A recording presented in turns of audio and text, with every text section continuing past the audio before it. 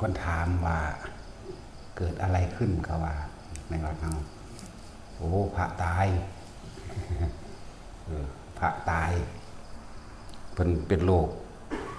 มะเร็งในกระดูกมันผุหมดแล้ว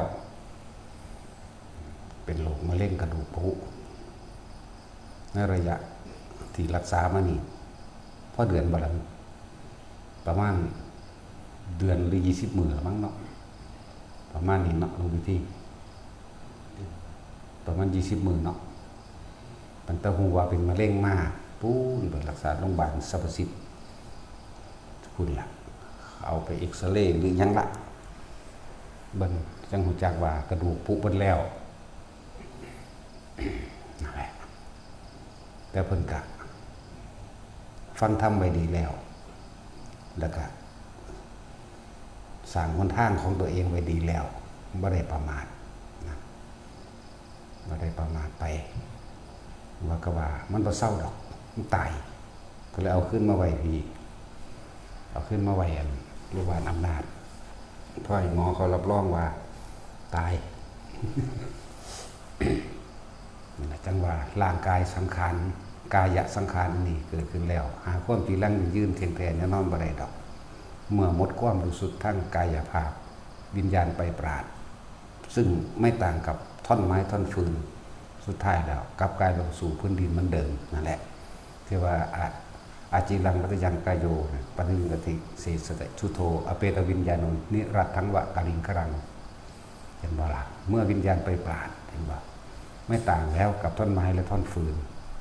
จับคืนสู่พื้นดินดังเดิมเหลือแต่ขี้เถ้าตัวบัดนี้เนาะต่อมากะอนิจจาวัฏสังขาราวัฏวัฏธรรมนิโนบชิตวานิรุชันติเตสังวูปสมุโสโขบะความคิดทั้งหลายหาความเที่ยงแท้แน่นอนไม่ได้เห็นบอกมีความเกิดขึ้นเป็นธรรมดามีความดับไปเป็นธรรมดาความเข้าไปหยุดระงับการคิดนั่นแหละเป็นความสงบอย่างยิ่งถึงสุขอย่างยิ่งคำว่าสัพเพธัมมานารังอภินิเวสายะสิ่งทั้งหลายทั้งปวงไม่ควรเข้าไปยึดมั่นถือมั่นถ้าเข้าไปยึดมั่นถือมั่นมันก็เหมือนไม่มีอะไรเกิดขึ้นจากว่าละบ่มีหยังเกิดขึ้นเลยบ่มีคือหยังเกิดบ่มีอีหยังดับพร้อมเพราะว่าเขาบ่เข้าไปคิดนึกใครควรตึกตองความรู้สึกเกิดขึ้นบ่ได้มันเลยบ่มีหยังเกิดขึ้นนั่นแหละจังว่าเขาถามว่าเกิดอะไรขึ้นธรรมดามันเจ็บปวดเด้อ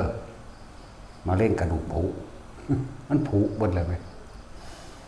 แต่ว่าโดยอำนาจชาติโดยอำนาจของการทรงชาติมันเลยบดินล้นกับกระวนกระวายตัวเล่าขนาดนั้นแต่ว่ารู้อยู่ว่ามันเจ็บมันปวดแต่ว่ามันบ่ถึงวิญญาณมันบ่ถึงจิตถึงใจถึงกระดูกทั้งที่มันกระดูกมันผุอะไรอยากว่าล่ะเพราะทุกคนมีเพิ่นมีเครื่องอยู่เครื่องทรงของเพิ่นอยู่นี่แหละจังว่าเน้นย้ำให้แต่ละคนเด้อมาฝึกเอาไปก็เลยสิ่งนี้เงินซื้อบ่ได้พวกเจ้าต้องอาศัยประสบการณ์พวกเจ้าเองมาเป็นเอาเองมันจึงจะเข้าใจได้มันจึงจะเข้าใจตามความเป็นจริงและเข้าถึงความจริงไม่ใช่แค่เพียงความเข้าใจแต่ต้องเข้าถึงความจริงเป็นเองนั่นแหละจึงจะเป็นจริงมันเจ็บมันปวดมันห้องเด้ผู้หนึ่งที่ว่าก็คือเมียพญามารยายหยังวะยายเลี้ยงบ่ยายเฮี้ยงบ่ยายหยังยายเลี้ยงเอาแล้วงูไตขา นั่งอยู่นี่มาเล่นกระดูกผุเหมือนกันโดยความตกใจเตะขาขึ้นหักเขาหลอกหักเครื่องแข้งอะไรทั้งสั้นแล้วบ่เจ็บเด้นั่นเพิ่นก็ฝึกของเพิ่นมานานเหมือนกันฝึกมาตลอดอยู่ได้โดยความบ่ได้เจ็บบ่ได้ปวดบ่ได้โอดบ่ได้ควรอีหยังเจ็บธรรมดานี่แหมบ่แม่นเจ็บแบบคือใจสิขาดไหมพวกมันเจ็บพวกบ่ได้ฝึกนะ เข้าไปเบิ่งตามโรงพยาบาลเลยหวยกวากหวยกวากโอ้ยจังแม่นนี่หยังนั่นแหละปุถุชนผู้ไม่ได้สดับปุถุชนผู้ไม่ฝึกตนปุถุชนผู้ไม่มีความเพียรหวาดกลัวหวาดระแวงทรงความคิดออกนอกกังวลและเล่าร้อนถึงอดีตมั่งเป็นอนาคตมั่งบ่ฮู้จักปัจจุบันเด้ห้องอยู่ว่าสั่นดึงผมสยายผมมีบัดกรีดวีดร้องโทษผู้นั้นโทษผู้นี้ถีบยันหมอมารักษาพยาบาลมาถีบเขานั่นเองเขาก็เลยได้ผูกไว้เห็นบ่ล่ะของเฮาบ่ได้ผูกเด้เพิ่นมีการฟังธรรมอยู่ตลอดนำนั่นแหละ ได้ทรงของการทรงฌานเจริญฌานด้วยอานาปานสติอย่าเลี่ยงตายก็สวดมนต์ตายอันนั้นก็ดีกับย่ายอันนั้นแหละย่ายหยังวะคือหยังลืมสื่อแบบนี้จะต้องหวดไม่ว่าหวานๆแน่จะต้องหวดจังซี่แน่เว้ย จ๋านั่นล่ะเว้ยจังซั่นล่ะสวดมนต์ไปสวดมนต์ไปบ่นะมัตถุพุทธานังนะวัตถุโคเดะผู้หนึ่งตายปะล่ะแน่มันลืมความเจ็บปวดเข้าใจบ่ล่ะความคิดจิตนั่นมันเป็นวิธีพึ่งที่เกาะอย่างอื่นแล้วมันบ่ห่วงร่างกายมันเลยบ่เจ็บบ่ปวดนี่ก็เหมือนกันนะอันนี้เพิ่นก็เหมือนกันนั่นแหละเขาเจ้าทรงฌานได้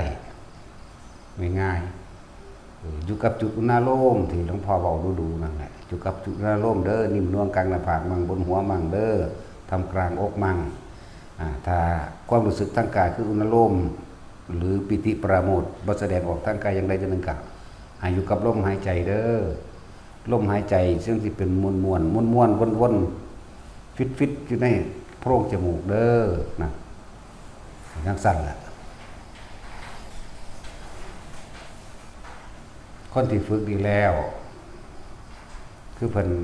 มีความกังวลอยู่ชั่วขณะหนึ่งเป็นเพ้อแต่ว่ามรรคสิทธิฌานสิมีโตกระสิบดอกสิมีโตบอกดอกจักบ่ล่ะก็เมื่อมีมันสิมีข้างในของเพิ่นนั่นแหละอีกอย่างหนึ่งหนึ่งมีผู้เตือนสติผู้เฝ้าผู้เฝ้าแต่ว่าการฟังธรรมนี่บ่ขาด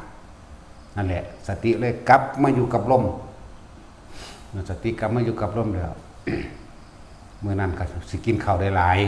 กินข้าว20 กว่าค่ำตามธรรมดาคนป่วยว่านั้นมันสิไปกินอีหยังได้หลายเดี๋ยวนี้แม่ว่าล่ะคนป่วยมันกินข้าวบ่ได้หลายเด้กินข้าวนี่20 กว่าค่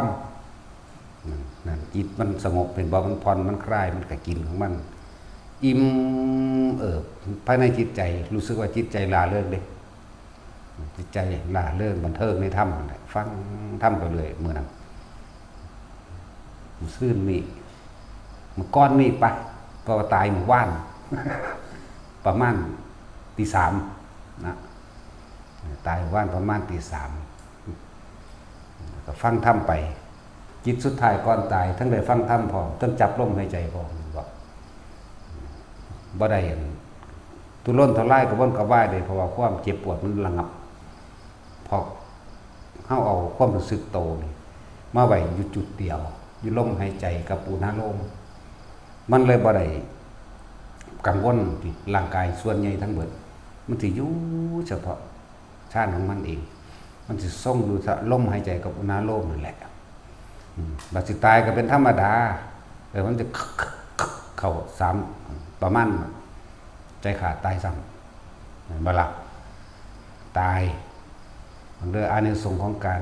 อยู่กับลมหายใจหรืออานาปานสติที่บอกมาเรื่อยๆนั่นแหละบุคคลผู้นี้เพิ่งได้อริยะ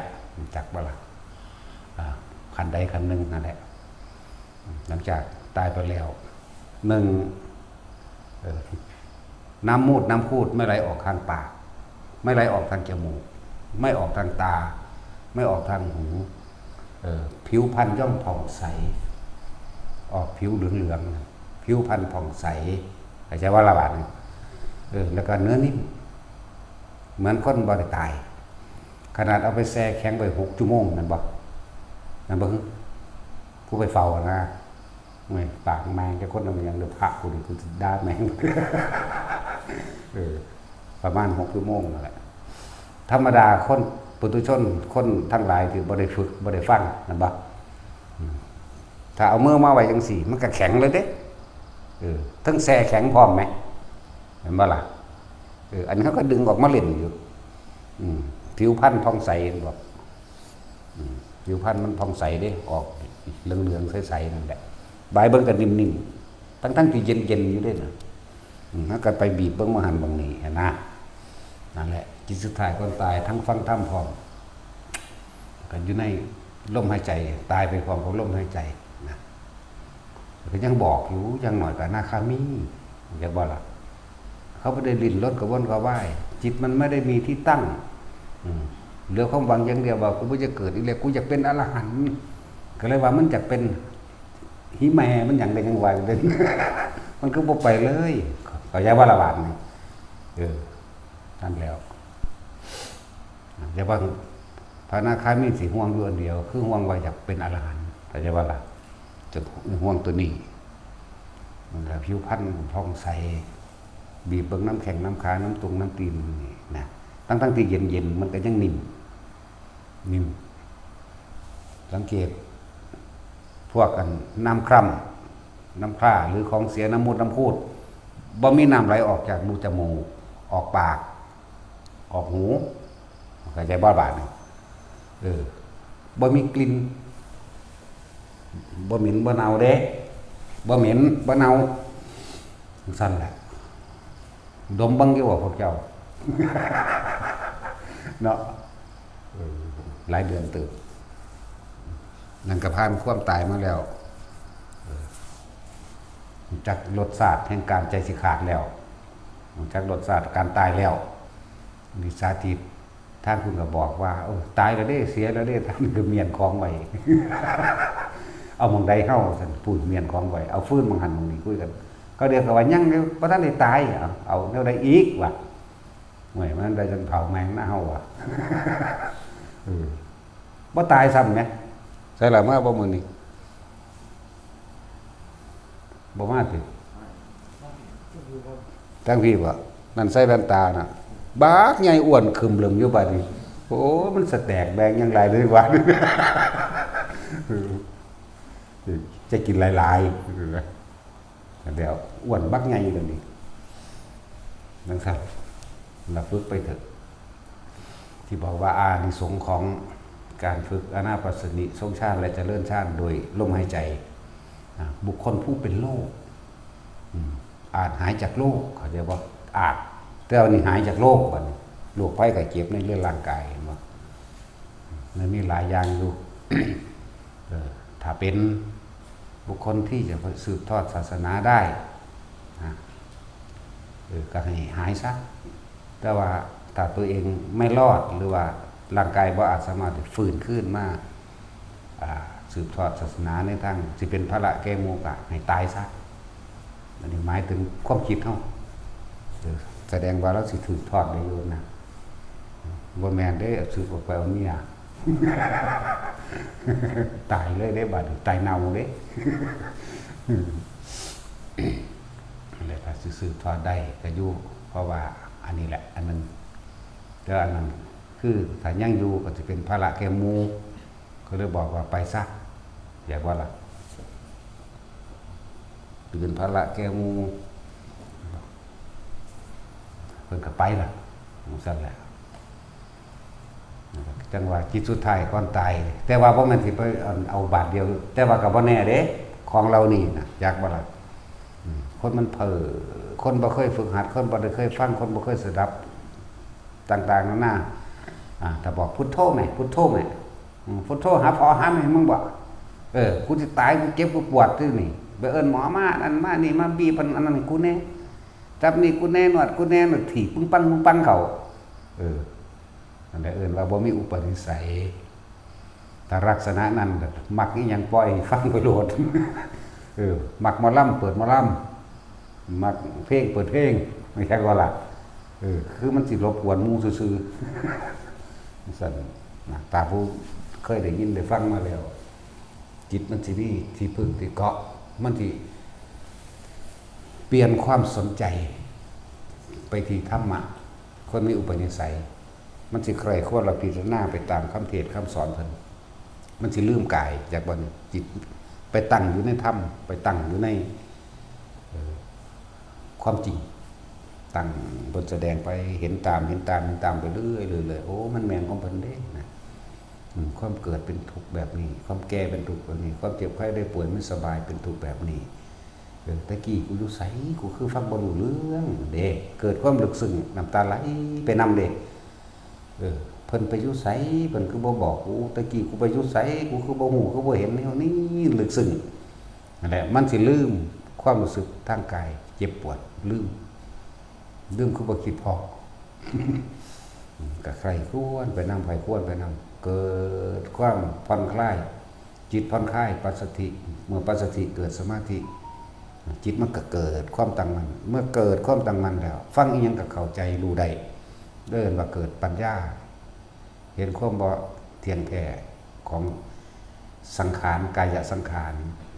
ก็บ่เป็นของเฮาก็บังคับบ่ได้บ่อยู่ในอำนาจตนร่างกายสังขารนี้เป็นร่างของโลกรองรับความเจ็บปวดทุกชนิดเจ็บไข้ปวดหัวยังแล้วแต่นะ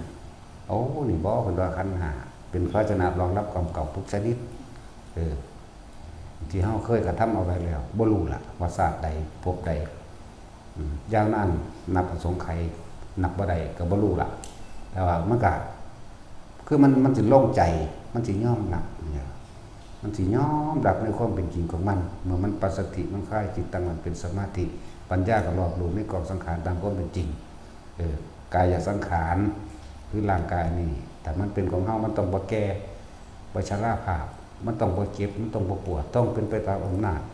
ความบังคับของเฮามันเป็นแบบนี้แต่ว่านี่บ่แม่นเลยนั่นมันเห็นความไม่จีรังยั่งยืนเห็นความไม่เที่ยงเห็นความไม่เป็นไปได้ตามอำนาจใจของเฮาเองนะมันก็จะเห็นไปจึงว่าความเกิดเป็นทุกข์ความแก่เป็นทุกข์ความเจ็บความปวดไม่สบายเป็นทุกข์ทุกข์ทั้งหลายทั้งมวลเกิดความจากความยึดมั่นถือมั่นตัณหาคือความอยากให้มันเป็นไปแบบนี้อุปทานคือความยึดมั่นถือมั่นได้บัดจึงไม่เห็นว่า ความคิดนั่นแหละความคิดที่คิดนึกปรุงแต่งอยากให้ได้อย่างนั้นอยากให้เป็นอย่างนี้แต่มันก็บ่เป็นไปดังที่ตัวเองอยากให้เป็นโอ้ซึ่งความคิดนี่ก็บ่ได้คิดแต่สิ่งเดียวบ่แส่อยู่เฉพาะสิ่งเดียวเด้ไม่แช่อยู่ในความคิดเดียวคิดถึงบุคคลที่รักมั่นมีพ่อแม่ปู่ย่าตายายลุงป้าน้าอาเพื่อนสนิทมิตรสหายต่างๆแล้วก็คิดถึงคนนี้ดับคิดถึงคนอื่นอีกดับคิดถึงคนนี้ไปเกิดเลิกคิดถึงคนนี้ดับนี่เกิดดับไปเลยได้อะไรอย่างแต่ละเรื่องแต่ละราวโอ้ความคิดนี่ก็บ่เป็นของเฮานั่นเฮานี่ถูกความคิดหลอกลวงมานานถูกความคิดหลอกลวงมานานความคิดนึกปรุงแต่งจิตมโนจิตนี่คือรู้สัพพะรู้ทั้งหมดอยู่ในนี้แต่ว่าถูกความคิดหลอกลวงจึงเอาความรู้สึกไปอยู่ในความคิดอย่างว่าความรู้สึกพอใจมั่งไม่พอใจมั่งสลับไปสลับมาเดี๋ยวก็พอใจคนนั้นไม่พอใจคนนั้นเกลียดคนนี้เป็นห่วงคนนั้นไหลไปโอ้ตัวดีตัวหลอกลวงเฮาบ่รู้อยู่กับมันเฉยๆนั่นแหละความรู้สึกคือรู้นั่นแหละแล้วออกไปนึกไปปรุงไปแต่งไปรับความรู้สึกพอใจมั่งไม่พอใจมั่งนั่นแหละเรื่องจิตมโนวิญญาณเมื่อเฮาฮู้ทันความคิดเฮาได้แล้วแม้นความคิดสิคิดจังสั่นกะจังมันก็รู้ความคิดมันก็เห็นความคิดเรียกว่ารู้ความคิดแต่ว่าบ่ได้ไหลไปตามความคิดบ่ปล่อยความรู้สึกตัวออกไปปัจจุบันนี่แหละที่บอกให้ทุกคนว่าอยู่ในความรู้สึกตัวเด้อจิตนึงก็ว่าสมาธิแปลว่าจิตตั้งมั่นก็ว่าปัจจุบันนะคะคือรู้ลมหายใจเข้าออกหรืออยู่เอานลมก็ว่าห ให้นี่ความรู้สึกตัวนิ่มๆนุ่มๆนึบๆกลางหน้าผากเด้อลมหายใจเด้อกลางอกเด้อเอาเน้นย้ำซ้ำเติมด้วยพ่อสำนีจักบอกทำให้บ่อยทำมากซ้ำๆซักๆอย่าไปเบื่ออย่าไปนายซ้ำๆซักๆจนเกิดความเคยชินเดี๋ยวเขาจะเห็นเองหรอกความคิดนี่มีอยู่ตลอดเลยแต่ก็รวดเร็วมากคนบ่ฝึกบ่เข้าใจดอกบ่ต้องไปสนใจคำของคนอื่นเดี๋ยวว่าล่ะนึกคิดเดี๋ยวหรือสังเกตจิตตัวเองนี่แหละมันไปแบบใดนั่นแหละให้อยู่ในความรู้สึกในกายเป็นที่ตั้งไว้ถ้าความรู้สึกในกายหายเมื่อไหร่แสดงว่าเราไปกับสิ่งที่คิดจะบอกไปแล้วไปพอใจมั่งบ่พอใจมั่งเพราะคิดถึงบุคคลมั่งพอใจมั่งไม่พอใจมั่งบุคคลทั้งหลายแหละสัตว์มั่งกับสัตว์ทั้งหลายแหละทุกสรรพสัตว์เลยหมูหมากาไก่และเรื่องราวต่างๆนั่นแล้วความรู้สึกที่หายไปแล้วพบได้เกิดขึ้นแล้วความรู้สึกไปแล้วนั่นเห็นบ้าล่ะมันสั้นแล้วตอนนี้แต่เขาอยู่ในความรู้สึกโต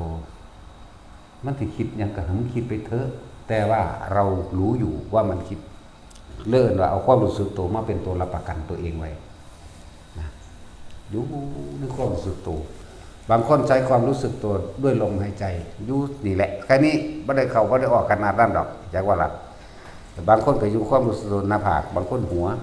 บางคนทำกลางระหว่างอกนิ่มนุ่มเนิบหน้าโล่งโปร่งเบาสบายแบบภาษาบาลีมันว่าปิติปราโมทย์อยู่ในอารมณ์ที่เป็นหนึ่งชาภคุโรอยู่ในอารมณ์ที่เป็นหนึ่งมีความอิ่มเอิบปีติปราโมทย์จากว่าอะไรอยู่กับสิ่งนี้ทำกลางอกมั่งหน้าผากมั่งหัวมั่งจะในลมหายใจมั่งอยู่แค่นี้ความคิดมึงคิดไปนี่คือวิธีเฮาสิดูสิท่านสิเห็นมันสั่นฝึกไปเรื่อยฝึกไปเรื่อยนังมีดอกเนื้อก็นั่นไปกับมันสิคิดเอาวะแต่เขาอยู่กับลมหายใจเขาสิเห็นความคิดไปทั้งคิดมากเด้เมื่อเขาเห็นแล้วคิดมากแต่ว่าเขาปล่อยเลยเมื่อหมดคิดเอาเองมันสิเข่าของมันเด้คือเขาตัดหลักปุ๊บมิตรรูว่างๆวันนี้รูว่างๆถือเป็นว่าสว่างโล่จังสันทั้งสี่นะนั่นซับเพิ่นเพิ่นถอดความรู้สึกหรืออันสิ่งที่เพิ่นเห็นมาเบาเป็นซับของเฮานี่เรียกว่ามีสติรู้อยู่กับความว่างจนบ่จักว่ามันประมาณบ่ได้จังว่าล่ะนี่คือซับเฮาที่ว่ามันเป็นแบบนี้นะว่างรู้ว่าว่างนั่นเพียงใดไม่รู้แต่รู้ว่าว่างออกมาแล้วมันก็เข้าเอาเองมันก็ออกเอาเองมันเบิดเอาคิดมันก็หยุดเอาเองหรือว่าล่ะทางสั้นแหละมันเข่าชานเพื่อนซับว่าเข่าชานทางสั้นแหละก็มีกำลังมากกลับมาส่งไว้มาอีกมีกำลังมากท่านความคิดได้เร็วกว่าเก่าเด้พวกนี้บ่ให้ทิ้งจากว่าบ่เป็นปล่อยไปอิ่มแบบโอ้ยกูนี่มันอรหันต์แล้วเว้ยโลงอีหลีเด้ออกมาแล้วเนี่ยออกมากระดาษว่ามีความรู้สึกตัวได้แล้วแต่บางที่ปล่อยจิตปล่อยความคิดไปเกิดความภูมิใจปลื้มใจว่าเจ้าของเลยกูบรรลุแล้วได้ว่าธรรมดาได้อันนี้มันโล่งอีหลีโล่งจากสิ่งที่มีที่เห็นนี่แหละอยู่ได้ไปหลายมือคนเด้อันโล่งๆนี่แล้วก็ค่อยๆได้บัดนี้มันสิค่อยๆได้บัดนี้เริ่มมีอารมณ์อันนั้นอันนี้ก็มาได้มีความกระทบกระทั่งนั่นแหละบอกว่าให้ ออกมาแล้วก็ให้เรียกว่าส่งไว้รักษาไว้รักษายังรักษาความรู้สึกนี่ก็จังลมก็ตามหัวก็ตามนี่ก็ตามจะปล่อยไหลไปตามความคิดว่าล่ะจังสั่นส่วนมากมาอยู่สั่นมันสิปล่อยเด้คือว่าเฮ็ดไปสักวันเฮ็ดไปสักวันบางครั้งทุกคนจะประมาทพอวิเลยเป็นภาษาจะพากันประมาทเด้อพวกได้ว่าฟังแล้วโอ้บาดสิตายเขาจังเห็นเอาดอกก็มันสิฮู้บ่ว่าเจ้าของสิตายยังไงยังไปหัวฟาดหัวตายซ้ำเส้นเลือดในสมองแตกตายซ้ำหัวใจวายตายซ้ำแม่นบ่ล่ะ รถชนปุ้งตายซ้ำกำลังคุยกันดีดานั่นอันนี้ตู้มตายซ้ำพูนพวกเจ้าคิดถึงหยังมองหันไปมองหันได้ก่อนจิตมีที่ตั้งก็ขึ้นที่คิดถึงนั่นแหละที่กำลังคิดถึงที่กำลังเบาที่กำลังไข้ควรที่กำลังก็เกิดอารมณ์พอใจมั่งบ่พอใจมั่งในสิ่งที่คิดถึงอันเด้อารมณ์ก็เกิดบุบบับจนมันทันบ่ล่ะนั่นพอใจไม่พอใจพอใจไม่พอใจอยู่นั่นน่ะมันโตพอใจทั้งโลกมันก็ไปอบายคือเก่านั่นแหละสิไปเว้าหยังกับความโมโหเนาะโกรธเกี่ยวกาดแต่น้ำมันนี่เบ้ยธรรมดาที่คนเวลามันโมโหนี่เนาะออกความรู้สึกเต็มที่เด้แสดงออกมาทางกายวาจาบ่ล่ะนรกมันสั่นล่ะพวกภาวนาเห็นน้ำเห็นป่าเห็นภูเขาเราทั้งดีเด้อเป็นขันนิมิตคติอย่างต่างๆนั่นน่ะมันจะไปเป็นสัตว์เดรัจฉานกลับมาลมเร็วๆอย่าไปนำมันมาคิดเอากูคือเห็นแนวนี้บ่แม่นตัดออกเลยวันสิไปเป็นหยังกระช่างตัดออกคือจะนำมาคิดอีกมันบ่ต่างจากฝันนั่นแหละนิมิตต่างๆนะเทียบมันดังว่ามันบ่ต่างจากฝันดอกเห็นจริงแต่มันบ่จริงดอกเด้อจะไปไข้ควรไปสรุปหาไข้ควรมาแล้วสรุปหาคือลงความเห็นจากว่าล่ะลงความเห็นว่าเป็นนั่นเป็นนี่อันนั้นอันนี้ไข้ควรไปสรุปความเห็นกับของผิดว่าถูกได้บัดนี้นั่นแหละจึงบอกว่าพยายามใส่นิมิตต่างๆถ้าเฮาฝึกแบบมื่นตาดีแล้วเป็นแล้วแล้วก็ทำความเข้าใจที่แนะอยู่ตลอดเป็นหยังคือให้ทุกคนทำสมาธิรู้สึกโตแบบลืมตาเพราะว่าให้ชินกับสิ่งที่เห็นสมาธิมันบ่ได้เกี่ยวกับหลับตาหรือลืมตาได้ทั้งนั้นเกี่ยวกับความตั้งมั่นอยู่ในความรู้สึกเดียวจิตตั้งมั่นตั้งตรงไหนตั้งตรงกลางหน้าผากวิธีเฮาฝึกนะอาจารย์บอกล่ะบางคนก็ตั้งมั่นไว้ลมหายใจรู้สึกตัวอยู่กับลมหายใจบางคนก็ตั้งมั่นไว้กลางหน้าผากแล้วแต่จะเคลื่อนอันนั้นนั่นแหละตั้งไว้หมุนเดียวโลดทีนี้ในความรู้สึกนิ่มนวลอยู่หน้าผากเฮานึบอยู่นี่บางคนก็ใส่ซับว่านิ่มๆนวลๆบางคนก็ว่านึบบางคนก็ว่าตุ๊บบางคนก็ว่าเย็นจี้ตึงบางคนก็ว่าบอนอยู่กลางหน้าผากนั่นแหละอยู่ในความรู้สึกนี่แหละตาเห็นแต่ไม่นำสิ่งที่เห็นมาคิดหูได้ยินจมูกได้กลิ่นทั้งตาทั้งหูทั้งจมูกได้กินในสู้ว่าเขาคุยกันอยู่ในครัวปิ้งปังหูก็ได้ยินมันบ่ตาก็เห็นมันบ่กลิ่นก็มีมันบ่เขากำลังเห็นเรื่องอยู่ในกลิ่นปิ้งปังแต่เฮาไม่นำสิ่งที่ตาหูจมูกได้ยินได้เห็นเข้ามาคิดเนี่ยเห็นว่าล่ะบ่นำเข้ามาคิด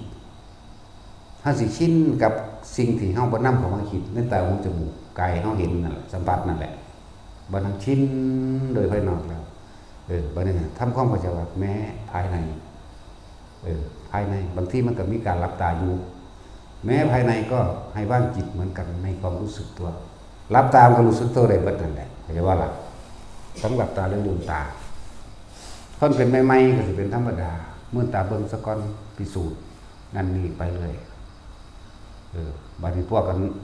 บางทีก็นั่งในห้องมืดๆก็เลยหลับตาเพราะว่ามื่นตาก็ไปเห็นอย่างเดียวเลยหลับตาไว้แต่ในความรู้สึกตัวอยู่กลางหน้าผากมันเดินมาหลับตาไว้บัดเหมือนเปิดไฟเลยสว่างจ้าขึ้นมาเลยมันห้องแจ้งเหมือนแจ้งหรือสว่างเต็มห้องเลยเด้เหมือนกับตัวเองเปิดไฟนั่นแหละธรรมดามันคือมืดตาเบิ่งอะไรบ้าล่ะมันสิเห็นความสว่างทั้งหลังก็เห็นสว่างทั้งหน้าทั้งหลังทั้งข้างเห็นได้เบิดเป็นคือแจ้งแท้แม่นบ่ได้บัดสงสัยนี่พอถ้าสงสัยปุ๊บมันก็มืดตาปุ๊บมันก็ออกจากความตั้งมั่นปุ๊บเลยออกจากสมาธิก็ว่าออกจากฌานก็ว่าทรงฌานออกจากความตั้งมั่นก็ว่าออกจากจิตหนึ่งก็ว่าเดียวกันเบิดละอันว่ามานี่นะแล้วเพ ที่ทำมันเป็นนั่งสั้นถ้าเข้าใจดีแล้วสว่างก็รู้ โดยไม่ต้องไปคิดไปนึกไปหาว่าเปิดไฟหรือว่าเปิดไฟโดยว่าต้องไปสงสัยอย่างมันแต่สิ่งเหล่านี้ก็ต้องอาศัยการทำให้บ่อยฝึกตัวเองทำให้บ่อยทำให้มากจะเกิดความเคยชินบ่อยมากเลยบ่ได้แปลว่าต้องเราไปนั่งเด้ได้บ่ได้แปลว่าต้องไปนั่งรับตาบ่อยๆต้องไปเดินจงกรมมากๆเข้าใจบ่นี่สติไปได้บ่อยมากเข้าใจบ่นี่นึกถึงลมหายใจไปได้บ่อยๆมากๆแม้นเดินแม้นยืนแม้นนั่งแม้นกินข้าวผู้ฝึกไว้แล้วมันบ่ได้ยากได้กินข้าวแต่ความคิดมันบ่ไปใส่มันก็ง่วงขึ้นทั้งหัวทั้งหน้าผากเฮาเลยเด้อย่าว่าล่ะพอขับรถมื้อนี้เห็นบ่ขึ้นปุ๊บรถว่าถ้าเข้าไปนั่งใส่รถปุ๊บตามันก็เบิ่งแค่ในปัจจุบันว่าทางกันตรงหน้านี่นึงเด้มันก็ขึ้นง่วงๆกันเลยได้ล่ะแล้วนั่นแหละคำว่าบ่อยมากจนเกิดความเคยชินในความรู้สึกนี่ชินแล้วมันก็บ่คิดบ่นึกนี่แม่แม้นนอกหรือในไม่คิดไม่นึกแต่เห็นอยู่นี่แม่รู้อยู่นี่แม่รู้โดยปราศจากความคิดอยากว่าล่ะเลยรู้ส่วนมากมันสิถือความคิดหลอกอยากว่าล่ะถือความคิดหลอกไหลไปนำแล้วก็นำสิ่งที่เห็นต่างๆขนาดบัดนี้สมมุติว่าเศร้านั่งสมาธิหรือเศร้าเดินเศร้าแบบนั่นแหละเอาสิ่งที่มันผ่านมาแล้วมาคิดเด้แต่ว่าล่ะมาคิดหาเหตุผลมันแม่นหยังเนาะคือเป็นแนวนั้นเนาะอันนี้เนาะอันนั้นเนาะหลายอย่างสงสัยทุกสิ่งทุกอย่างนั่นแหละความคิดหลอกพอเอาภาพสัญญาเก่าอันเกิดจากเห็นภาพนิมิตทั้งในนั่นแหละคือเป็นจังซั่นเนาะโอ้ยนั่นนี่ไปไหลไปเรื่อยนั่นแหละออกมาปุ๊บอย่าไปนำมานั่นแหละจึงบอกว่าคนเฮามันคิดถึงอดีตเด้คิดถึงสัญญาเด้บ่มีผู้ใดคิดถึงอนาคตเพราะว่ามันยังบ่เกิดแต่ว่าคิดถึงสัญญาเก่าๆอดีตเก่าๆนี่อยากให้เป็นอย่างนั้นอย่างนั้นอย่างนั้นนี่อนาคตก็อยากให้เป็นโดดข้ามเห็นมันอดีตอนาคตอดีตอนาคตว่าซั่นปัจจุบันบ่รู้จักหยังนะคนเฮาจึงอยู่กับอดีตเป็นส่วนมากถ้าอยู่กับอดีตก็ไปอนาคตเกิดเองเด้อยู่กับอดีตแต่อนาคตเกิดเองเพราะว่าพวกเจ้าคิดอยากให้มันเป็นแบบนั้นแบบนี้เห็นบ่ซั่นนั่นแหละคือเมื่อวานเฮ็ดหยังไว้หรือเมื่อวานนัดกันไว้กับคนคนหนึ่งเนาะเที่ยงเจอกันได้อยู่หั่นนี่บัดนี้ก็สิคิดเด้เที่ยงเจอกันอยู่หั่นอยู่นี่มันสิใส่สุดใดเนาะมันจะได้มากคือให้กูว่าบ่เนาะถ้ามันบ่เป็นจังซั่นมันสิเป็นอันจังซี่กูสิเฮ็ดจังได๋เนาะนี่เป็นอนาคตล่ะเห็นบ่ก็อาศัยนี่แหละอาศัยอดีตอาศัยสัญญาปรุงแต่งไปอันนี้ว่าอันนี้พวกเจ้าเข้าใจง่ายๆพวกบ่ฝึกจักพวกว่าท่านได้เข้าใจหยังนี่จักว่าล่ะไม่ก็เข้าใจบ่ได้เว้าแล้วเนาะหามึงนี่แหละอื่นแท็กซี่ไปเฮ็ดงานบ่จังซั่นแล้วพุ่นมันฮอดหน้างานแล้วเด้ฮอดแล้วเฮ็ดนั่นเฮ็ดนี่ข้างงานข้างนั่นว่าล่ะไปเฮ็ดงานสถานที่ตอนนั้นอยู่ตรงหน้าเฮาบ่อยู่แม่นบ่ตอนนี้มึงอยู่นี่แม่นบ่แต่ว่ามึงว่าไปเฮ็ดงานปุ๊บมึงคิดฮอดหม้องเฮ็ดงานแล้วเด้นั่นอดีตว่าล่ะจากปัจจุบันบ่ได้นี่แล้วเห็นอยู่นี่ปัจจุบันเพราะแต่ว่ามื้ออื่นไปเฮ็ดงานบ่ไปทำหม้องทำงานแล้วหม้องทำงานคืออดีตคือจำไว้คือสัญญาแม่นบ่นั่นแล้วบัดนี้ก่อนสิคิดข้างนั้นข้างนี้ไว้สิไปเฮ็ดเด้นั่นแล้วนี่เว้าพวกทำงานเว้าพวกให้เกิดความเข้าใจง่ายๆแต่บุคคลผู้ฝึกตนดีแล้วนี่ไม่มีอดีตไม่มีอนาคตบ่มีเมื่อวานเมื่อไม่มีเมื่อวานไม่มีพรุ่งนี้พอพรุ่งนี้ก็เกิดขึ้นไม่ได้ใช่ป่ะล่ะเขาอยู่นี่บ่มีวันบ่มีคืนบ่มีเดือนบ่มีปีแต่บ่นี่คือเฮาสิลืมไปเบิดเฮาอยู่ในปัจจุบันวันเดือนปีกันเร็วเนาะจังซั่นเด้ สิ้นเดือนละฮะหลวด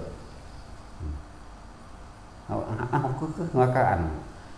อธิษฐานเขาพรรษามันสิมาภาวนาอีหยังเร็วเด้อคนนี้มันธรรมดาบ่มันเป็นคือเดี๋ยวนี้ขณะนี้นั่น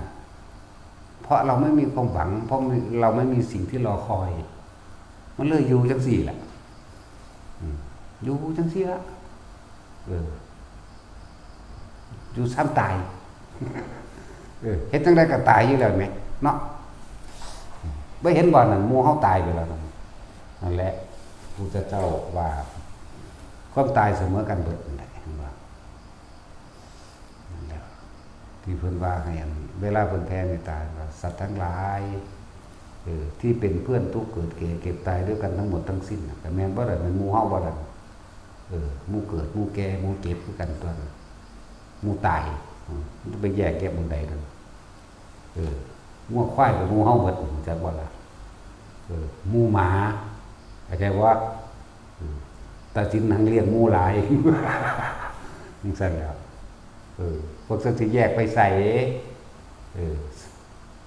สัพเพสัตตาเห็นว่าสัตว์ทั้งหลายทั้งปวงที่เป็นเพื่อนทุกข์เกิดเกิดตายด้วยกันทั้งหมดทั้งสิ้นแน่เพิ่นบ่ได้แยกเด้พระเจ้าเวลาเพิ่นเว้าร่วมเด้สัตว์ทั้งหลายนั่นบ่สัตว์แต่เว้าแยกเพิ่นก็ว่าไอ้เหี้ยของตัว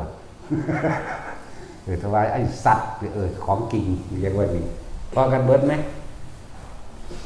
ผู้ยังอาศัยตัณหาผู้ยังอาศัยอุปทานผู้ยังแสวงหาอยู่บ่เลื่อนสัตว์ปึ๊ดที่แกเดือนกับหมู่เฮาหินกับหมู่เฮานุ่งกับหมู่เฮาบ่ดำบ่แดงปวกหมู่เฮาเทวดากับหมู่เฮาพระอินทร์พระพรหมกับหมู่เฮาเข้าใจว่าล่ะสั่นตัวนั่นแหละเพิ่นก็สั่นว่าสัตว์ทั้งหลายที่เป็นเพื่อนทุกข์เกิดแก่เก็บตายด้วยกันทั้งหมดทั้งสิ้นถึงเป็นสุขเถิดก็ว่าได้มันสิสุขหามหยังเนาะ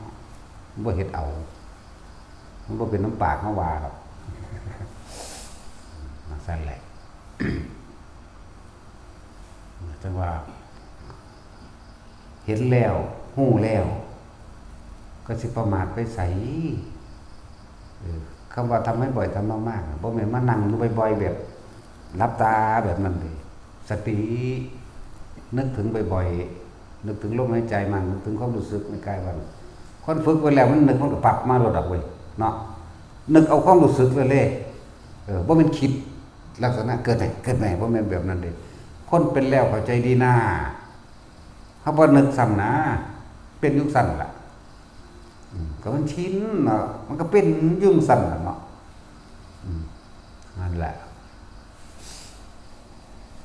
จังว่าพวกเฮาถูกความคิดหลอกมานานแล้วเด้อหลอกว่าดีหลอกว่าเลวหลอกว่าผิดหลอกว่าถูกจากวันนี้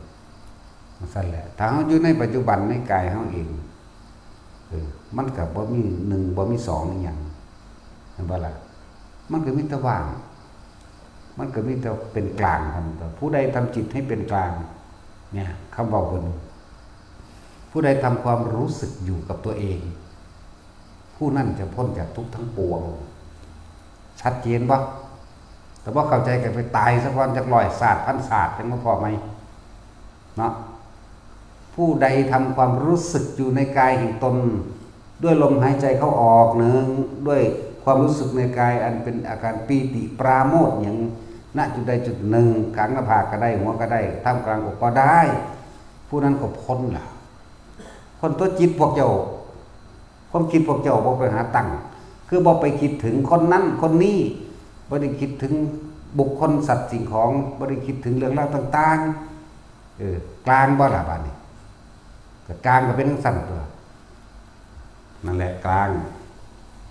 หุ้ยแปลบัดนี้ยังบ่เข้าใจอยู่ไปตายซะเนาะแต่สินเจ้าเข้าใจบ่ได้นี่ขนาดบ่มีสมองก็ยังเข้าใจเอาคนบ่ได้เรียนหนังสือก็เข้าใจอันจังซี่นี่เนาะบ่เข้าใจก็ตายซะยากนะนั่นแหละเพิ่นก็เว้าซ้ำๆย้ำๆอยู่ซุมื้อละบ่ทันเก่าแล้วบ่พอใหม่ดอกพอเก่าด่าก็ด่าคือเก่าล่ะเนาะ บ่จักเฒ่าบ่จักแก่ภาษาพวกฮักก็เกิดจักทีบจักแดนอย่างเนาะแม่นว่าซั่นสิคิดว่าเกิดโดนเด้หัวงอกมันก็เลยดีบ่ดีพันเกิดซ้ำเด็กน้อยมื้อนี้แม่นว่าล่ะดีบ่ดีพันเกิดได้บ่ทันจักหยังเลยนะเป็นฉีตะแคอยู่มั้งก็ซั่นแล้วเพิ่นไปชี้เพิ่นจักอวดว่าเพิ่นเร็วไปกินกาแฟโอ้คาปูชิโน่บ่จักหยังเห็นแล้วเพิ่นจักอวดว่าเพิ่นรู้เด้นั่นเห็นว่าคาปูชิโน่เฮ้ยเด็กน้อยบ่จักหยังบ่กินจักแท้อยากกินจักแท้บ่เด้อใส่เดือนอ่อนๆนะซั่นแล้วเป็นสัตว์ด้วยเอ้ยพวกบาปบริสุทธิ์บ่จักหยังเลยคือจักบ่บาปบริสุทธิ์นี่ซั่นแล้วแหละก็ใจว่าแต่ของรู้เนาะบ่ได้รู้จักหยังเรียกว่าพวกคิดว่าตัวเองรู้คือบ่ได้รู้จักหยังเลยเด้นั่นรู้สึกโตพี่ดีที่สุดเข้าใจว่าล่ะเจ้าสิรู้สิหยังก็แล้วแต่เถอะเจ้าสิมีความรู้ไปดาวอังคารก็ช่างเถอะรู้ยังหลายหมื่นหลายแสนนะสู้รู้สึกตัวไม่ได้จักว่าล่ะรู้สึกตัวนี่มันกลางเลยทำจิตให้เป็นกลางเลยถ้าเฮายังมีความรู้สึกตัว1ลมหายใจ2อุณาโลมเฮานี่กลางหน้าผากนวลๆนี่หรือสินุบหน้าตุบหน้าบนหัวก็ตามคือมือเศร้าอยู่นี่ผู้ใดสิใส่ชื่อว่าอันใดก็ได้ตัวความรู้สึกแล้วแต่ความเข้าใจของไผถอยทอดความบอกมาแม่เฮาว่านึบหน้าเอามือเศร้าหัวเบิ่งเด้อแล้วไปใส่ซับเอาอย่างว่าล่ะอย่างนั้นเลยถ้าจะโอ้คือลมหัวกุดนี่ก็แล้วแต่เจ้าซื่อมันเข้าใจว่ามันเป็นแบบนั้น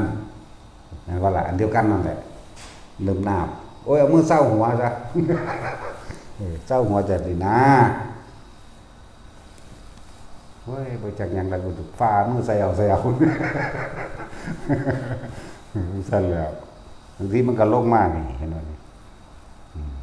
โปร่งโล่งไปเบิดตัวนั่นแหละนี่แหละบรรลุสุขโตนี่แหละจิตหนึ่งนี่แหละรู้สึกโตนี่แหละสมาธิจิตตั้งมั่นก็ดีวิธีการฝึกให้มันไปตั้งผากสะก้อนนั่นแหละนี่แหละสติปัฏฐานเลยสติก็แปลว่านึกปัฏฐานแปลว่าตั้งไว้อยากว่าล่ะยังลงแล้วปักลงหรือตั้งเอาไว้แล้วหรือว่าสติแปลว่านึกถึงที่ตั้งแห่งการกระทำนี่แหละกรรมฐานเลยอยู่ในสติปัฏฐานทั้ง4กายนอกมันหลายเห็นบ่กายนอกมันหลายขนาดนั้นเขายังว่านอกเด้อาการ32หรือ42ก็ดีแล้วกายในกายที่บัดลมหายใจนั่นแหละเห็นบ่ล่ะเวทนานอกอะไรเวทนาในเวทนาด้วยบัดความรู้สึกเวทนาในเวทนาจักบ่ล่ะจิตได้บัดนี่จิตในจิตจิตคือมันรู้ไปสัพพะทั้งปวงเลยบัดจิตในจิตแล้วรู้เฉพาะความรู้สึกเดียวซะเดินจิตในจิตก็ว่าไปทำคือปึ๊ดทุกอย่างแหละปึ๊ดทุกอย่างที่เฮาเห็นนี่แหละทำเบิดเด้ต้นไม้ก็ทำภูเขาก็ทำดินฟ้าอากาศน้ำขุ่นน้ำเย็นน้ำสะอาดน้ำร้อนน้ำทำจักว่าล่ะทำเบิดสิ่งทั้งหลายทั้งปวงคือทำนั่นซั่นแหละสัญญาคือทำในธรรมเข้าใจบ่นี่นั่นแหละทำในธรรมขันธ์เรื่องเล่าเก่าๆอดีตต่างๆความจำได้ต่างๆที่เขาจำนี่เรื่องเล่าต่างๆเรื่องทำในธรรมก็มันจำของนอกก็ไปสู่ข้างในเห็นบ่ล่ะเรื่องทำในธรรมกายเวทนาจิตในจิตกับสติกำกับความคิดนี่แหละจักว่าล่ะให้มันมาเป็นความรู้สึกเดียวเลื่อนว่าสมาธิมันนั่นแหละส่วนธรรมภายนอกกับแม่นเบิดล่ะบ่ว่าสิลมฝนตกฟ้าห้องแบบนั้นแบบนี้ทำในธรรมก็คือสัญญาที่เขาเอามาคิดมานึกมาปรุงมาแต่งมาสรุปว่าเป็นตาญาณพอใจกับบ่พอใจกับ ทุกเหตุการณ์ครับรูปรสกลิ่นเสียงนั่นละแต่ว่าอะไรแต่เฮาท่านแล้วนอกกับท่านในกับท่านมันก็ทำจิตเป็นกลางพระเจ้าบาลกลางคือบ่คิดถึงหยังเลยแม่นตาเห็นมันหูได้ยินนี่ไงนั่นแหละจังเกิดว่ากลางนั่นแหละจิตก็ว่ามันจิตอีกเด้เนาะเพิ่นเป็นสื่อสมมุติสื่อมันก็รู้เรื่องสั่นเอาก็บ่มีโตเนาะนั่นแหละส่วนมากคนทั้งหลายเวลาฝึกหัดก็สิหลงไหลใส่ความคิดหาความหมายสรุปเกี่ยวกับภาพนิมิตต่างๆแต่ฝันมันยังเอามาพอแห้งอยู่ไงแม่นบ่ล่ะแต่ฝันนี่ก็พากันเป็นบ้าฝันว่าเขียวร้อน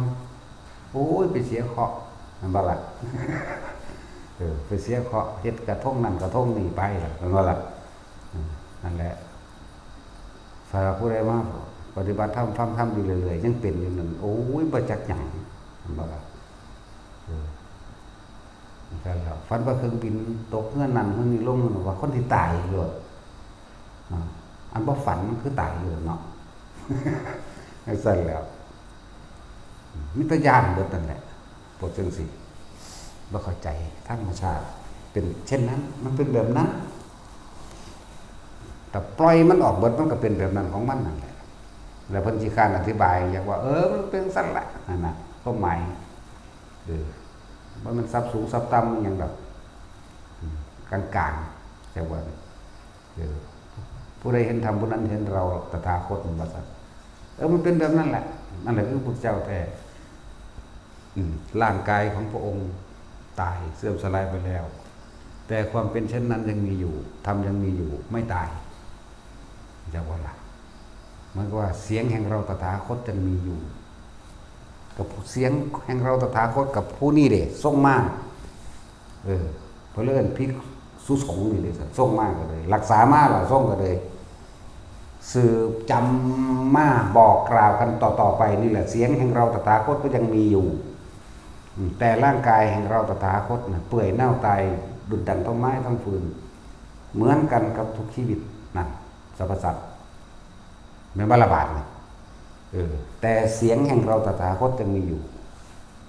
ถึงว่าตถาคตเป็นผู้ไม่ตายทำนี่มันบ่ตายเลยมันสั่นแหละว่าประมาทอยู่เห็นหยังคือบ่พากันทำให้บ่อยทำให้มากเมื่อไม่เห็นแล้วเนาะเห็นแล้วรู้แล้วเราจะประมาทกันอยู่ยัยบ่ล่ะวันคืนล่วงไปมันถามบัดนี้เธอทำอะไรกันอยู่นี่มันไม่ได้ล่วงไปเฉพาะวันคืนเด้แต่มันกลืนชีวิตสรรพสัตว์ไปด้วยกันทั้งนั้นนี่มันกลืนชีวิตสรรพสัตว์ไปแต่สรรพสัตว์นั้นไม่รู้ตัวว่าตัวเองกำลังเป็นทุกข์เนาะเพราะความปรารถนาสุขเพราะการแสวงหาสุขมันไม่จริงอยู่ว่าถ้าพวกเขาคิดนึกปรุงแต่งต่างๆนานาสารพัดเราก็เกิดยึดมันถือว่านี่คือความสุขความได้ดังใจความสมมุ่งมั่นปรารถนาตัวเองนั่นคือความสุขทุกข์บ่จำเป็นต้องปรารถนาได้มาเองเพราะเป็นของติดกันอยู่ถ้ายึดสิ่งหนึ่งก็ได้อีกสิ่งหนึ่งเพราะสิ่งนี้มีสิ่งนี้จึงมีเพราะมีความสุขจึงมีความทุกข์ติดตามเข้าใจบ่ล่ะแล้วแปลปานนี้ตัวเขาบ่ได้ท่องซื่อๆเด้เขาบ่ได้ว่าแต่อิมัสสมิงสติอิทังโหติเด้เมื่อใดที่เธอปรารถนาความสุขความทุกข์นั้นไม่ปรารถนาเธอก็จะได้มาเองท่านตัวเพราะสิ่งนี้มีความสุขมีความสมหวังความพอใจมันสิแซ่อยู่ซั่นได้ตลอดว่าคนนี่มันว่าล่ะคือเฮาปรารถนาความเป็นหนุ่มเป็นสาวเฮาบ่ได้ปรารถนาได้ความแก่ความชราเนี่ยแม่นบ่ความเจ็บป่วยบ่มีใครปรารถนาเด้แต่ว่ามันก็ได้มาแม่นบ่ซั่นมันก็ได้ครับเกิดมาแล้วบ่มีผู้ใดอยากตายหรอกทุกข์ยากอยู่ปานใดก็บ่อยากตายเด้เนาะตั้งแต่หมามันก็บ่อยากตายเด้ แต่มันก็ต้องตายแน่ก็มันเป็นแบบนั้น เฮาต้องยอมรับฟังดีๆเด้อคำว่ายอมรับใครควรพิจารณาเข้ามาในตนเองชัดๆเฮาต้องยอมรับว่าเฮาต้องแก่ชราภาพเฮาต้องยอมรับว่ามันต้องเจ็บต้องปวดต้องป่วยเด้เฮาต้องยอมรับว่ามันต้องตายใครควรพิจารณาจนรอบคอบจนบ่มีแนวสิถกเถียงธรรมชาติหรือความจริงอันนี้ได้แล้วมันหนีบ่พ้นได้บัดนี้บ่ล่ะบ่มีสิ่งใดป้องกันได้แต่คนก็เป็นบ้าไปน้ำเขาหาแนวมาป้องกันแก่ซื้อครีมมาทาซื้อนั่นซื้อนี่ดึงหน้าดึงหลัง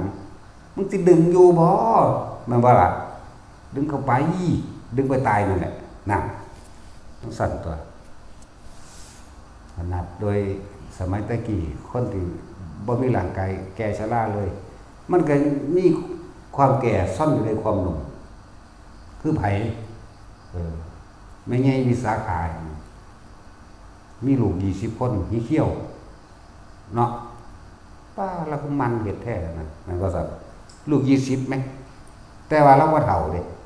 เป็นรุ่นดังว่าเป็นผู้สาว18 ปีคือเก่านี่เด้ประมาณนี้ละลูกหลานเท่าใดทอดบัดนี้รวมแล้ว220อันลูกหลานเหลนหล่อนมันมั้ยหุ่มสับลาบส่วนเป็นแม่ใหญ่ทวดหมู่นั่นย่าทวดหมู่นั่นอยากบ่ล่ะนั่งอยู่กลางหมู่กันเป็นผู้สาวอยู่มั้ยนั่นแหละในความหนุ่มที่ตาเราเห็นจังมีความแก่ชราซ่อนอยู่ในนั้นเวลาสิลุกโอ้ยเด้โอ้ยนั่นเห็นบ่ล่ะมันสั่นแล้วโอ้ยจังสิถามไปต้องเห็นบ่ล่ะบ่มีตาจะคนดอกอยู่นี่เนาะนึกสั่นแล้วนั่นแหละเห็นบ่ล่ะคือความเข้าใจอยากบ่ล่ะนึกสั่นแล้วเวลาสิลุกขึ้นก็โอ้ยอึ๊บก็มีโอ้โหจากบทตุธาเด้ไปเจ้าก้อนก็จังซั่นเด้ความเดินก็เชื่องช้าเห็นบ่นั่นแล้วเฮาเหลือเบิ่งนี่เอา18 19 20 ปีนึงทั้งที่อายุ120บ่ยบ่ธรรมดาเด้อายุนั่นน่ะ120พุ่นเด้อย่างก็ซ่าๆบัดสิลุกขึ้นก็โอ้แต่ว่าบ่กอมบ่ง่อมอยู่บ่ได้โค้งเด้บ่ได้หลังกองนะมันใส่แล้วบัดสิไปก็ไปซ่าๆนั่นแหละสุดท้ายตายคือเก่าตายแล้วเด้อเนาะว่าอีหลียังอยู่เดี๋ยวนี้จักสิจังได๋แล้วนั่นแหละจังว่าเฮาโอ้ยกูนี่ถ้าร่างกายนี่ทำประโยชน์บ่ได้มึงตายโลดเด้อว่ะกูบ่ได้อยากอยู่ได้กูบ่ได้อยู่เป็นภาระไผเด้ว่ะแต่มันทำประโยชน์บ่ได้แล้วมีแต่สิกุมมันตายเท่านั้นเด้มันเป็นภาระอีหยังกับไผเข้าใจว่าล่ะแล้วอยู่กินข้าวเปลืองข้าวเฮ็ดหยังมันบ่มันซั่นแล้วนั่นแหละมันบ่ได้ยากเด้คำว่าตายถ้ามันบ่คิดแต่มันก็บ่มีแนวย่านหรอกเนาะแม่นคิดอยู่ก็บ่ย่านเด้มันซั่นแล้วแม่นคิดก็บ่ย่านนั่นแหละเฮายอมรับเบิดตุแบบสิโลลาภแบบบ่มีแนวถกเถียงนั่นแหละธรรมะที่พระพุทธเจ้านำออกมาแสดงความจริงที่ผู้รู้เจ้าแห่งผู้รู้รู้ก็รู้ตามความเป็นจริงของพุทธธรรมรู้ตามความจริงที่นำมาแสดงเฮาบ่อาจคัดแยกได้เลยบ่มีแนวแยกบ่ฟิวบ่มีเผลอมีแต่จริงตลอดเห็นว่าคือบอกเฮาสวดอยู่นะคำว่าพูดเล่นมีคำรับพุทธเจ้าหรือบ่มีเนาะนั่นแปลเอาเด้ออยู่ในหั่นแหละ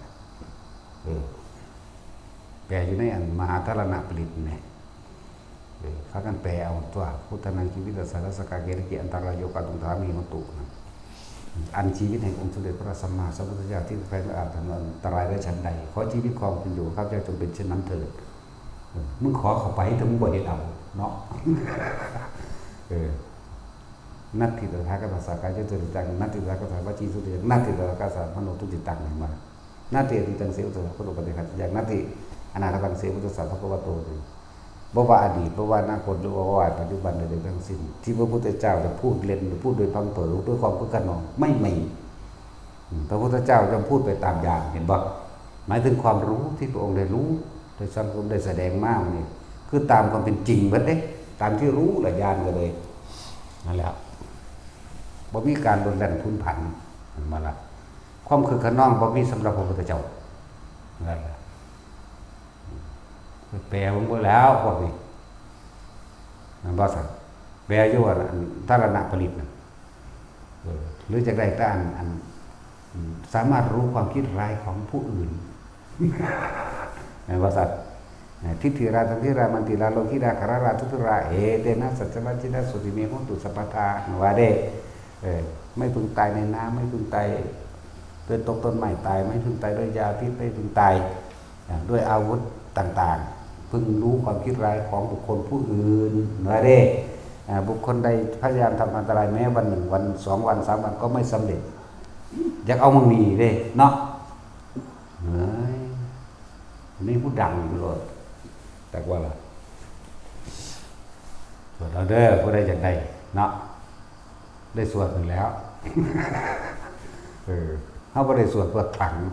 เฮาบ่ได้สวดเพื่อว่าให้มันเป็นดังที่อานิสงส์ที่เพิ่นบอกไว้เด้เฮาน้อมระลึกนึกถึงคุณอันมหาศาลบ่มีผู้ใดทำประโยชน์ได้เท่าพระพุทธเจ้าจักคนนั่นแหละพระอาทิตย์ดวงเดียวทำความสว่างได้หมดโลกจะว่าในจักรวาล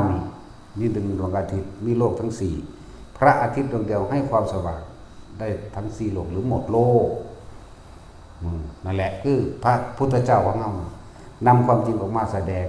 ให้แก่หมู่สัตว์ผู้มืดผู้บอดผู้มีอวิชชาบังตาคือความไม่รู้นั่นแหละได้เกิดความรู้เนี่ยเอาระลึกถึงคุณเพิ่นพี่เด้แต่ว่ามีเพิ่นโอ้ยจังสิเป็นขี้กระเดือนอยู่ทั้งใดแล้วเขาใส่เบ็ดอยู่มั้งเนาะคือเฮาใส่เขาล่ะเขาเอาเขาไปใส่เบ็ดนั่นแหละเป็นเฉียดอันนี้จะหน้าเผาทั้งใดล่ะเป็นลูกกบลูกออดๆทั้งใดแล้วอย่างก็ล่ะนั่นกันแล้วนั่นแล้วคำว่าเป็นอยู่ไสแล้วนี่มันเป็นเรื่องที่สิพวกเจ้าคิดเข้าใจบ่นี่เจ้าคิดเรื่องนั้นเดี๋ยวก็สร้างผู้นั้นสร้างอีนี่อิจฉาริษยาเขาสักสิตกนรกแน่วางพวกกันให้กินหมกหัวกบได้เนาะคำว่าอยากกินปุ๊บหูจักบ่น้ำลายในปวกปากหน่วยออกเลยมันเป็นอีหลีเด้พวกอยากกินตำบักม่วงเด้จ่วยออกเลยจังยังมันจ่วยอยู่สัญญามันได้มันละเอียดได้เนาะมันก็สัญญารสชาติอาหารอยากกินตำบักม่วงเด้สิเพิ่นน้ำใหญ่ๆเราอยากว่าล่ะนี่เด้อแล้วท่านพ่อพวกแม่ซี่เขาลักกินมันแสบว่าต้องบ่หัวใหญ่ดิบ่ได้กินได้ล่ะอันตำบักม่วงเนาะทอดไข่แห่งสั่นแล้วมันหิวเนี่ยมันแสบเลยเนาะมันออกมาในความรู้สึกนั่นแหละสัญญาเห็นว่าล่ะนี่แหละที่อีพระเจ้าบัวพูดว่าสัญญาละเอียดก็สังขารเด้อบอกทำนี่เด้นี่3 ปีซะไปโอ้ยก็บอกคนนั้นนี่ก็บ่ได้เนาะจังซั่นแหละเพราะเฮาโง่อยู่แล้วเนาะก็นั่นเด้นั่นแหละถ้าเฮาสัญญามันพูดขึ้นเฮาสิคิดไปนั่นแหละคิดไปนั่นคือสังขารก็เรียกว่ามันละเอียดกว่าเด้อแต่มันพูดมาปุ๊บมันสิปรุงแต่งต่อนั่นแหละสังขารด้วยความคิดไปแล้วก็เกิดอารมณ์ได้บัดนี้พอใจบ่พอใจได้บัดพบเกิดนะโอ้แต่ว่าพวกเขาถูกความคิดหลอกลวงมาตลอดแต่มันต้องรู้ท่านมันรู้ท่านโดยลมหายใจรู้ท่านโดยอยู่กับความรู้สึกเต่าหนึ่งนวงกลางหัวกลางหน้าผากนี่คือเอิ้นว่ารู้ท่านเอิ้นว่าผู้ใดทำจิตให้เป็นกลางใครผู้ใดอยู่กับลมหายใจได้โดยไม่คิดถึงสิ่งใดผู้นั้นจะพ้นจากทุกข์ทั้งปวงผู้ใดอยู่ในความรู้สึกในกายแห่งตนได้ผู้นั้นจะพ้นจากทุกข์ทั้งปวงนิ่มๆนวลๆกลางหัวกลางหน้าผากแค่นี้นึงเด้แล้วพวกเจ้าสิไปสงสัยอีหยังกับมันอีก นิวรณ์ขานิวรณ์ตัวเดียวแต่ความละเอียดของคำว่านิวรณ์ตัวเดียวนั่นนะมันก็มีทั้งความยินดีพอใจในความสงบกับว่าชาวบ้านนี่ยินดีพอใจแต่สิ่งที่สิเห็นต่างๆนานาสารพัดไปในทางที่ตัวเองพอใจเห็นบ้านนี่แล้วก็สงสัยต่างๆนานาสารพัดเกิดความปฏิฆะเวลามันบ่ได้ดังใจบ่ได้มันบ่สงบปฏิฆะไม่พอใจอาฆาตนี่เขาจะแปลว่าอาฆาตก็บ่ผิดมันแปลได้หลายอย่างจักว่าเราแล้วก็เกิดความซึ่งหงอยวาสนากูนี่เนาะเห็นว่าล่ะนั่นแหละอุทธัจจกุกจักพวกเจ้าฟังบ่เข้าใจก็เลยบอกภาษาตรงๆแต่ว่าอันกามฉันทะถีนมิทธะอุทธัจจกุกจักวิกิกิจฉาแล้วก็ปฏิฆะมันหยังน้อว่าเด้อีหลีนี่แหละจังซี่บ่แม่น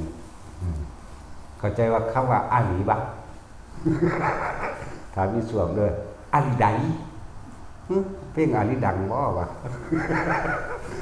กูแจ็คสงครามเกาหลีเพิ่นเลยอาหลีใดจังซั่นล่ะพวกย่อเรื่องซั่นล่ะหยังก็เติบนอนกินงูโหดดิเอาดำเฮ็ดกับดำหัวกับปุ่นงูอย่างนั้นแหละเคยกินบ่แท็กซี่มึงในส่วงที่ได้กินเด้อน้ำกับปุ่นงูแหงงูตะปา